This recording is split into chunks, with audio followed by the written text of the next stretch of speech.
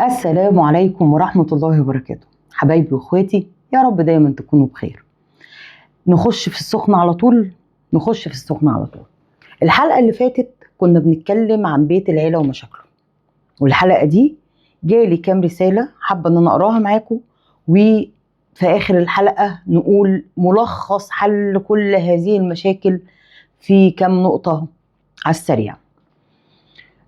نبتدي على طول، يلا بينا.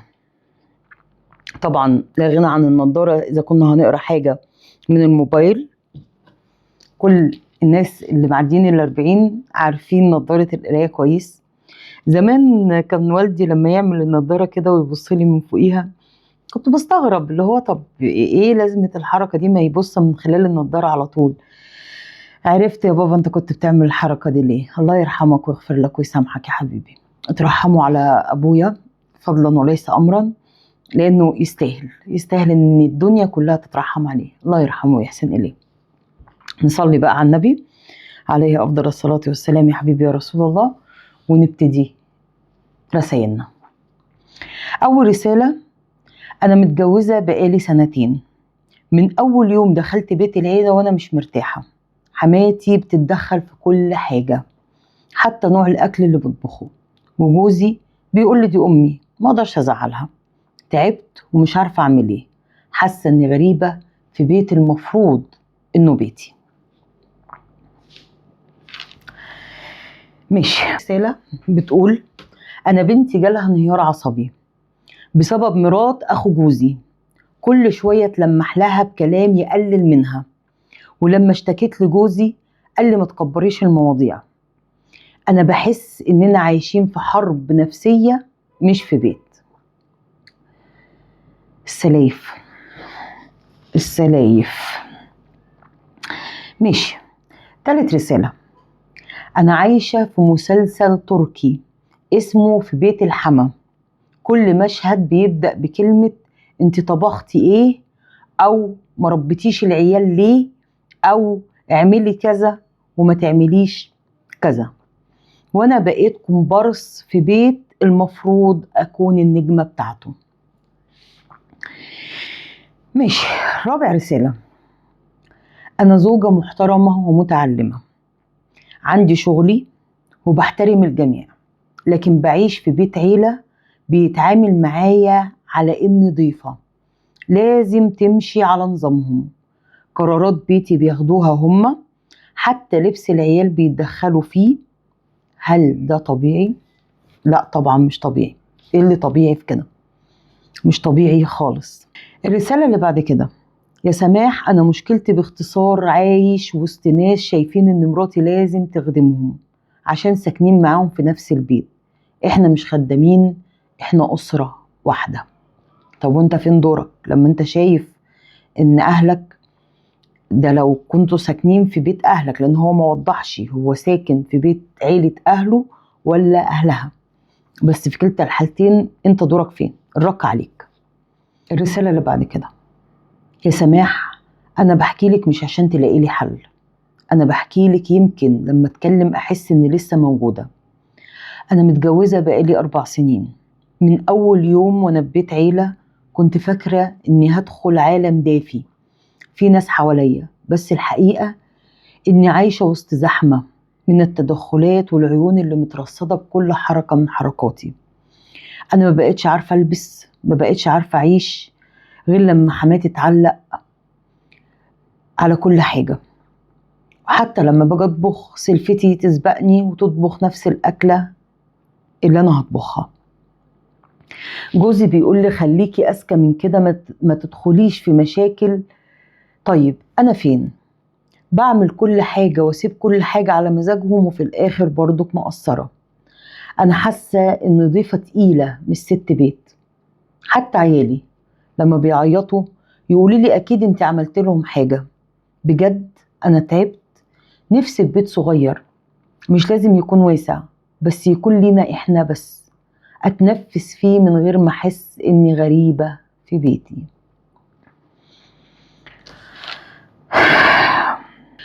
الرسالة اللي بعد كده: يا سماح، احنا متجوزين بقالنا 3 سنين، وانا كنت شايف ان العيشة في بيت العيلة هتوفر علينا في الاول لحد ما الدنيا ما تتيسر، لكن اتفاجئت اننا بنعيش كل يوم في مشكلة جديدة. مراتي من يوم ما دخلت وهي بتتظلم. بتتدخل في كل حاجة، نوع الأكل وطريقة تربية الولاد وأي خلاف بسيط بيتقلب علينا احنا الاتنين. حتى لما مراتي ترد رد بسيط تزعل وتقاطعها وتقولي دي مش بنت ناس أبدا. وأنا في النص ما بين مراتي اللي بحبها وبين أمي اللي ربتني. بس والله يا سماح، أنا شايف مراتي بتدبل قدام عيني، بقت ساكتة وما بتضحكش زي الأول. بقينا بنقفل على نفسنا الأوضة عشان نهرب من الجو العام اللي في البيت. بس المشكلة إني مش قادر أسيب البيت دلوقتي، ظروفي مش مساعداني.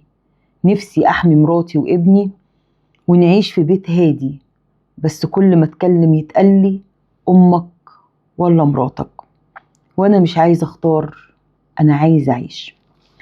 اسمحوا لي أتوقف بس ثواني على الرسالة دي، لأن شكوة المرأة وضعفها نقطة قوة ليها، حاجة أساسية بالنسبة لها. لكن لما تيجي الشكوى والضعف والكسرة دي من راجل بتبقى صعبة قوي. وكل ده ليه؟ عشان الست الوالدة مش عايز يجرحها، مش عايز يضايقها، في نفس الوقت هي فرضة سيطرة وعايزة تعمل فيها هانم البيت. ارحموا ولادكم يا جماعة، ارحموا ولادكم. ومش بقول كده على الولد بس، البنت كمان، من الطرفين. بلاش تتدخلوا في حياة ولادكم، سيبوهم يعيشوا حياتهم بطريقتهم. انصحوا، ادوا النصيحة مرة واتنين وعشرة، النصيحة اللي تفيدهم. لكن التدخل في الحياة لدرجة ان انت اللي تحددي مسار حياتهم يمشي ازاي ويطبخوا ايه وياكلوا ايه ويربوا عيالهم ازاي، دي مش حياة، دي مش حياة. فيعني اتقوا ربنا شوية في عيالكم، عشان ما ينفعش يبقى في راجل مكسور بالشكل ده قدام مراته وعياله بسبب انه مش قادر يقف قدام امه ويقول لها خليكي في حالك، متشكرين ليكي. الرسالة اللي بعد كده: انا متجوزة من 6 شهور وساكنة في الدور اللي فوق حماتي، بس الصراحة كأني ساكنة في قلب شقتها. كل يوم بتطلع من غير استئذان، وكل كلمة بتتقال فوق كأنها اتقالت تحت بالظبط. المشكلة الأكبر سلفتي اللي ساكنة معانا في نفس البيت شايفة نفسها الأحق بكل حاجة، هي الكبيرة، هي اللي ليها كلمة، وكل ما أعمل حاجة في شقتي تسبقني وتعمل زيها وتحور وتقول إن هي اللي بدأت. المنافسة بقت سخيفة، مواعين نتسابق، طبيخ نتقارن، لبس نراقب، بقت عيشة خنقة. وأنا واحدة هادية مش بحب المشاكل ولا أجواء الصراع، بس كل مرة بتعدي عليا بملاحظة جارحة أو تصرف مستفز بحس إني هنفجر. جوزي كويس بس شايف إنها غير الستات وما تستاهلش، بس أنا شايفة إنها حرب نفسية بتستهلكني كل يوم. هل الحل إني أسيبه وأمشي ولا استحمل عشان دي العيشة في بيت العيلة؟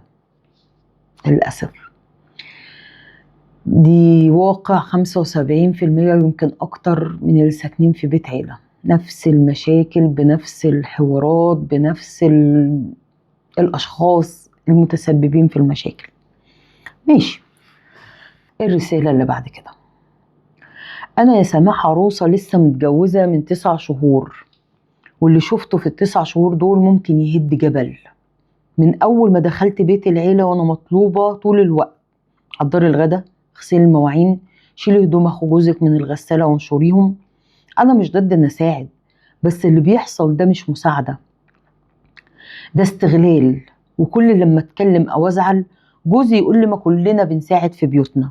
أيوة، بس أنا مش في بيتي، أنا في بيت ناس تانية، وكلهم شايفين إن وجودي هنا بيساوي شغل إضافي عليا. أنا متجوزتش عشان أبقى خدامة ولا عشان أتنازل عن كرامتي، أنا اتجوزت عشان أعيش. كلمة بتلخص كل ده. الواحدة بتتجوز عشان تعيش حياتها مش حياة الآخرين. الرسالة اللي بعد كده: أنا متجوزة من 3 سنين، بس حماية متوفي وجوزي هو ابنها الوحيد.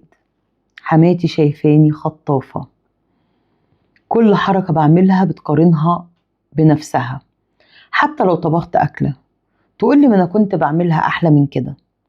لو جوزي جاب لي حاجة تقولي انت اللي أكيد زنتي عليه عشان يجيبها لك، ولو ما جابش تبقى مبسوطة ومنشكحة. أنا بقيت عايشة في منافسة يومية مع ست المفروض تبقى أم التانية، بس الحقيقة إنها شايفاني غريمة. جربت أتقرب منها، أساعدها، أحتويها، بس هي كل ما تحس إني كويسة تفتعل مشكلة. مشكلتي الحقيقية إن جوزي شايف إن دي طبيعتها، ومعلش استحملي. بس أنا استحملت لحد ما نفسيتي انهارت. الرسالة اللي بعد كده: أنا يا سماح حاسة إني متجوزة جوزي وجوز أخت جوزي وجوز خالته، كلنا ساكنين في بيت عيلة، وكل واحد فيهم شايف إن الست اللي تتجوز واحد من العيلة لازم تبقى بتاعة الكل. بمعنى لو مرات أخو جوزي عندها مناسبة لازم أطبخ وأساعد وأفضل واقفة على رجلي طول اليوم. لو حماتي تعبانة لازم أنا أسيب شغلي وأروح بيها المستشفى.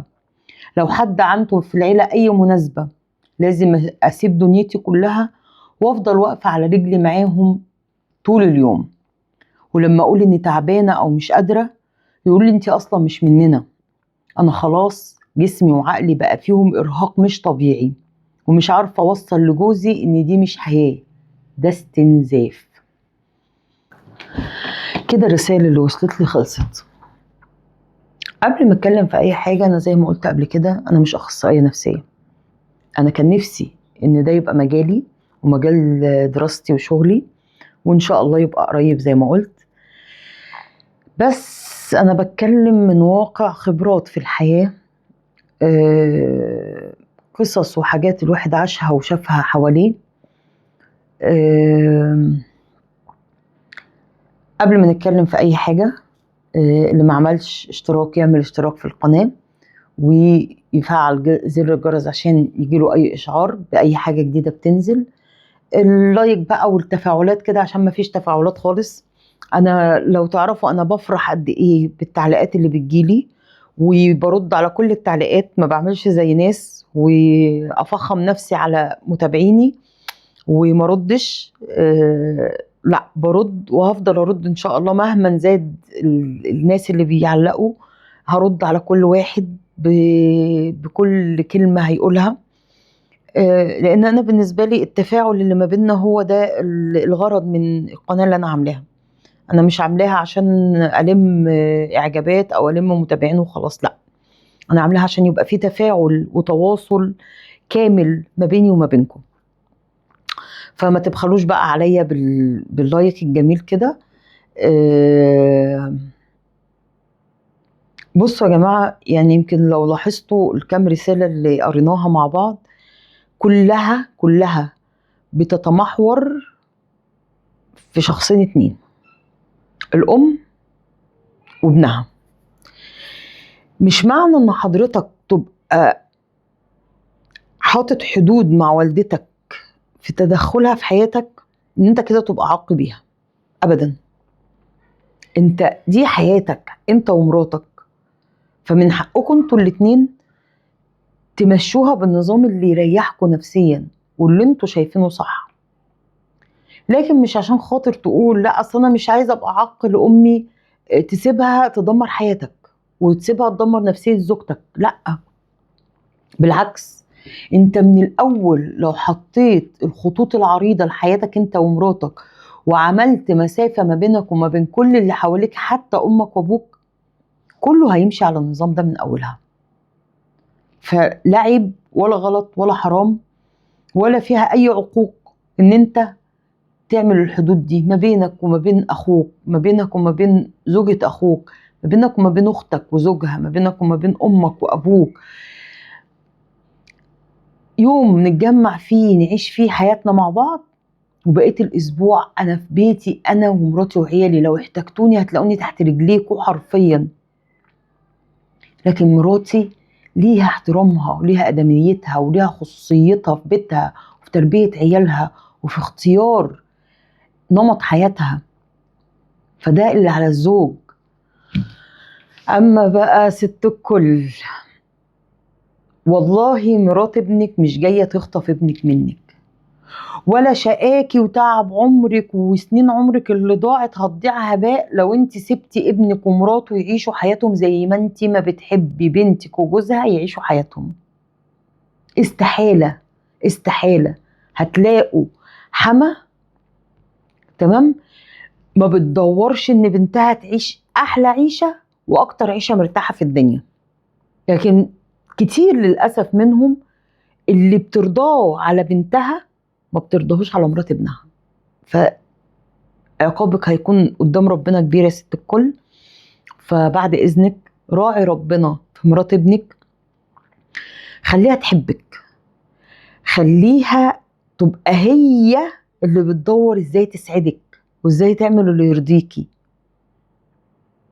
خليها تحس ان لا ده انا ربنا عوضني عن امي بأم أحن وأحسن وأحلى وأطعم بتصرفاتك معاها، بأفعالك معاها، بإنك تعامليها أحسن ما بتعاملي بنتك. بنتك مجبرة تستحملك، لو تعصبتي على بنتك ولا جيتي عليها ولا بنتك مجبرة تتحملك. لكن مرات ابنك خليها تستحملك بمزاجها وبحب، بأسلوبك وبطريقتك معاها. وبكده تكون انتهت حلقتنا النهاردة. استنى الاشتراك، اللايك، تعليقاتكو دي اكتر حاجة انا بحبها وبستناها في كل فيديو، فما تبخلوش عليا بالتعليقات بتاعتكو. لو عندكم اي مشاكل، عندكم اللينك بتاع الفيسبوك بتاعي، خشوا وابعتولي على الماسنجر، ابعتولي مشاكلكو، حواراتكو، اي مصيبة انتوا عملتوها هنطلع هنا ونحكيها برضو مفيش مشكلة. عندك حكاية كده طريفة، عندك حكاية غريبة، ابعتولنا، لان البرنامج بتاع المصطبة قايم على حكاياتكم انتوا وحياتكم انتوا، مش حياتي انا. اتمنى ان اكون خفيفة على قلوبكم، هتوحشوني. سلام عليكم.